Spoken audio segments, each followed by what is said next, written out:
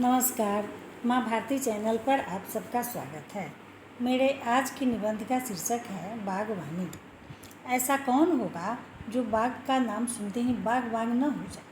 मनुष्य कितना भी थका मारा क्यों न हो, वह कितना भी उदास निराश क्यों न हो, यदि वह फूलों की उस दुनिया में आ जाए जहाँ रूप सी तितलियाँ रंगों का इंद्रधनुष लुटाती हैं, मदमाते रसलोभी और जहाँ अपने मधुर गुंजार का उपहार देते हैं, तो उसे अद्भुत शांति मिलती है, एक अपूर्व आनंद प्राप्त होता है।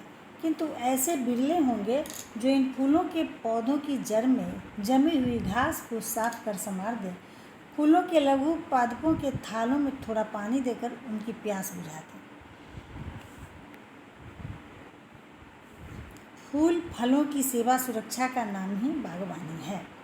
वे सचमुच हमारे लिए आदर के पात्र हैं जो अपने समय का सदुपयोग फुलवारी लगाने में करते हैं। अपने घर के आसपास थोड़ी सी वैसी ज़मीन में जिसमें हम कूड़ा करकट जमा करते हैं, बिल्कुल गंदा रखते हैं, अगर हम फूलों के पौधे लगा दें तो सारा वातावरण गंधमय हो उठे। एक ओर चमन का राजा गुलाब खिला हो तो दूसरी ओर चमन की रानी केत की गंध लुटा रही हो। कहीं बेला की बहार हो तो कहीं मोतियों का निखार। इधर गेंदा गहराया हुआ हो, उधर हरसिंगार सुबह सुबह मस्ताया। कहीं डहलियाँ हो तो कहीं स्वीट पी, कहीं क्रिसेंथिमम विद्यमान हो तो कहीं होली हाक। किनारे किनारे क्रोटन भांगड़ा नृत्य की मुद्रा में चल पड़ने को उतावले से खड़े हों। जब ये फूल खिलखिलाकर सुगंधि वितरित करते हैं तो भौंरे मंडराकर रस लेना चाहते हैं। इसे देखकर मनुष्य के प्राण भी मधु संचय के लिए आतुर हो उठते हैं। लगता है इन फूलों की प्रत्येक पंखुड़ी पर परमात्मा का दिव्य स्वरूप अंकित है।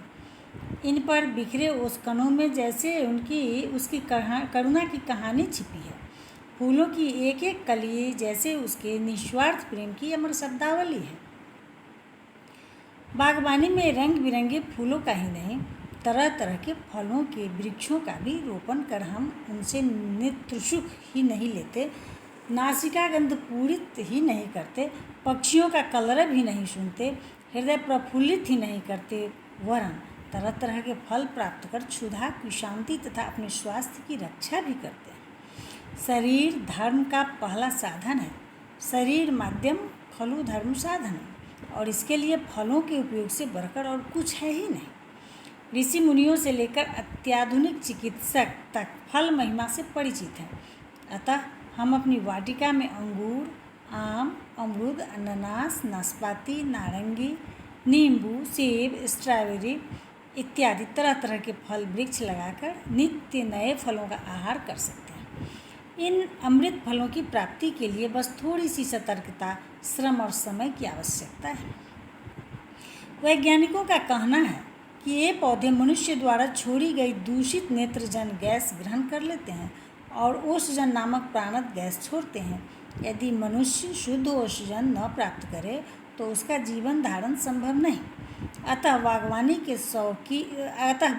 के शौक से हम आत्मरक्षा का कवच तैयार कर लेते हैं। सुंदर स्वास्थ्य के लिए शारीरिक श्रम भी आवश्यक है। बागवानी में हमें जो शारीरिक श्रम करना पड़ता है उससे हमारा स्वास्थ्य उत्तम रहता है। फिर बागवानी से ही हमें पीढ़ा कुर्सी, हल गाड़ी, चौखट, किवाड़ की लकड़ी और जलावन का ईंधन मिलता है। इनके अलावा बाग के पेड़ हमें छां और विश्राम देते हैं। इस प्रकार बागवानी से हम अनेक प्रकार से सुख और लाभ प्राप्त करते हैं। वनस्पति विज्ञान ने यह सिद्ध कर दिया है कि पेड़ पौधों में भी प्राण है। मनुष्य की तरह वे भी जीवन धारण करते हैं, जन्म लेते हैं, प्यार करते हैं, जवान होते हैं, बूढ़े होते हैं और मर जाते हैं। अतः हमारे सामने जब कोई फूल की एक पंखुड़ी भी तोड़ लेता है तो लगता है कि हमारी उंगली ही किसी ने मरोड़ दी। एक डाल तोड़ दी तो लगता है जैसे किसी ने हमारी बाँह ही तोड़ दी। पौधा उखाड़ लिया तो लगता है कि हमारी गर्दन पर ही किसी ने छुरी चला दी।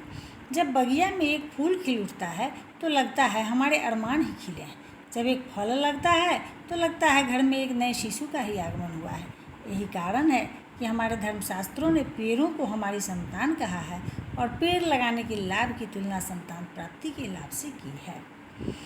इस प्रकार बागवानी प्रकृति और मानव के प्रगाढ़ संबंध की अमिट कथा है।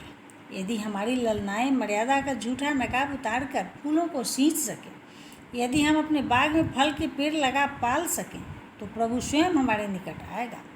वह मनुष्य कितना बड़भागी है जिसके बाग राजा जनक के बाग जैसे हैं, जिसे देखकर वसंत ऋतु भी लुब्ध हो जाती थी। भूप बाग बड़ देखहु जाई, जहाँ बसंत ऋतु रही लुभाई। वस्तुतः यह पृथ्वी हमारे लिए नंदन कानन बन जाए यदि हम वाटिकाओं की बागवानी के प्रेमी हो जाएं। जय हिंद। अगर ये वीडियो अच्छा लगे तो इसे लाइक, शेयर और सब्सक्राइब करना न भूलें।